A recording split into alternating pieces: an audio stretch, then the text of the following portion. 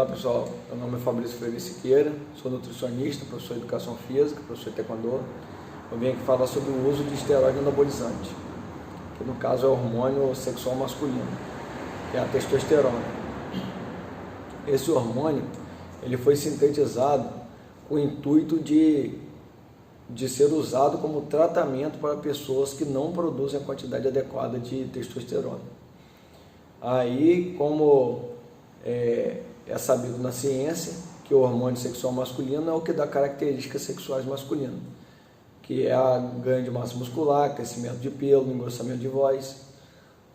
E quando uma pessoa tem algum problema onde ela não produz a quantidade adequada de testosterona, por perda dos testículos ou algo do tipo, esse hormônio é indicado por médico para ser feito uso para poder as características sexuais masculinas se aflorarem.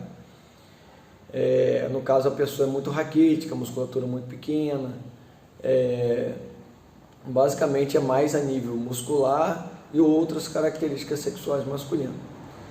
E quando a pessoa tem problema, ela faz uso artificial. No caso da adolescência, um adolescente normal, ele produz a quantidade adequada de testosterona, ou seja, não é necessário ele fazer uso. O que o adolescente tem que procurar é fazer uma dieta adequada, ter um descanso adequado e fazer um treinamento que gere uma mudança física, que geralmente é musculação, ou corrida, ou alguma arte marcial. Só isso aí já é suficiente para um adolescente desenvolver um corpo atlético. E no caso de adolescentes que fazem uso disso, a consequência pode ser muito negativa, porque já que eles produzem o hormônio no corpo, se eles ingerirem um hormônio, ingerirem que eu digo que, ou no caso o hormônio pode ser ingerido através de comprimido ou na forma injetável. Se ele fizer uso, ele produzindo de forma natural, ele fizer uso de um hormônio artificial, ele pode até ter uma resposta estética, mas o uso prolongado vai fazer com que o corpo desse adolescente reduza sua produção natural. Reduzindo a produção natural, quando esse adolescente parar de fazer o uso desse hormônio externo, ele automaticamente, as características vão se perder, porque a manutenção dessa taxa hormonal alta, como foi feita de maneira artificial, e a produção natural do corpo reduziu, porque o corpo nosso é o seguinte: se há alguma coisa dentro dele que está em quantidade alta, ele reduz a produção. Se tem alguma coisa em quantidade baixa, ele aumenta a produção, no caso dos hormônios. E essa regulação é feita de forma automática. Já com a utilização de hormônio externo, isso não tem como ser feito. A partir do momento que a pessoa tomou ou injetou o hormônio, esse hormônio vai ser absorvido. Só que com o uso maciço, com o uso constante desse hormônio, o corpo diminui a produção e vira escravo desse hormônio externo. Aí quando a pessoa cessar o uso externo, a produção interna estando debilitada, ou seja, tipo entrou de férias, essa pessoa vai experimentar uma sensação de fraqueza, até mesmo como se fosse a ideia de uma depressão, porque o hormônio masculino ele expressa uma certa agressividade, uma vontade, uma força. Aí se esse hormônio cair muito, automaticamente a pessoa se sente mais fraca. Por isso que a pessoa fica dependente do uso externo, porque quando ela utiliza de forma externa, quando ela faz uso desse hormônio, esse fármaco, ele acaba fazendo o quê? Tendo uma quantidade muito mais alta do que o normal. Aí ele fica meio que se sentindo super-homem. Por isso que a maioria que começa fazendo uso fica dependente, porque essa sensação é como a sensação de qualquer outra droga.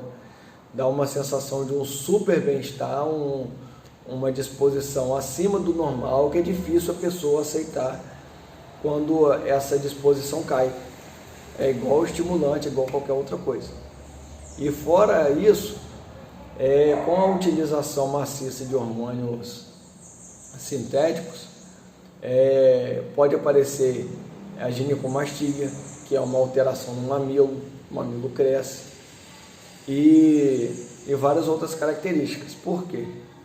Se o hormônio nosso estava acostumado a produzir uma quantidade X, entrou 2x ou 3x, ou seja, uma quantidade muito maior, ele parou de produzir, vai desregular toda a parte hormonal, que a gente chama de eixos hormonais. O que seria eixo? Uma regulação de cada um. Se essa regulação for quebrada, automaticamente várias consequências no corpo acontecem, e consequências ruins.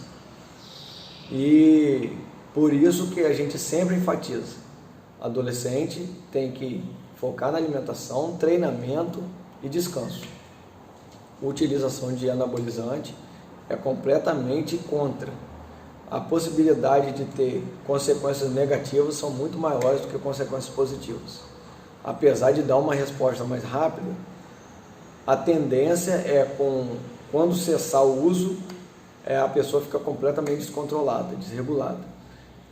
E com essa desregulação hormonal, até a parte psicológica fica afetada. Não é à toa que, até no caso das mulheres, quando as mulheres estão no período menstrual, uma boa parte delas tem transtornos psicológicos. Por quê? Os hormônios das mulheres têm tendência a oscilar todo mês. E essa oscilação hormonal gera oscilação psicológica. E o homem já tem a tendência a ter uma estabilidade um pouco maior, mas só que com a utilização de hormônio artificial, sintético, essa regulação psicológica, tanto a hormonal quanto a psicológica, é abalada. Então é um risco muito grande se comparado ao efeito. Já esses hormônios são muito indicados, geralmente o médico indica bastante, para ser usado em homens a partir de 40, 45, 50 anos. Porque como a taxa de hormônio, a testosterona, cai nessa faixa de idade, o homem começa a sentir fraqueza nas pernas e falta de disposição. Aí o médico aconselha fazer o uso desses hormônios. Porém, na experiência de academia, eu vejo que muita gente que não faz uso de hormônio, mas que mantém um treinamento, mantém uma disciplina, consegue manter o rendimento físico praticamente para toda a vida. E eu tenho amigos com 70 anos que correm corrida de 5, 10, 20 quilômetros, tem uma energia muito alta com 70 anos, ou seja, como eles mantiveram uma disciplina, a saúde deles também tem uma certa estabilidade. Só para dar um exemplo simples, que eu acompanho muito a longevidade, existe o recordista a nível de maratona, que a maratona são mais de 40 quilômetros de distância. O recordista, até onde eu sabia, até onde eu acompanhei, tinha 101 anos. Ou seja, essa ideia de queda no rendimento, que a ciência muitas vezes prega, ela não funciona muito bem com a pessoa que tem uma vida ativa, fisicamente ativa, de forma bem maciça, bem disciplinada. Ou seja, quanto mais a pessoa tem uma rotina ativa, faz exercício constantemente, tem uma alimentação adequada, procura descansar de maneira suficiente, elas vão depender cada vez menos de medicamentos, de hormônio, de qualquer outra coisa.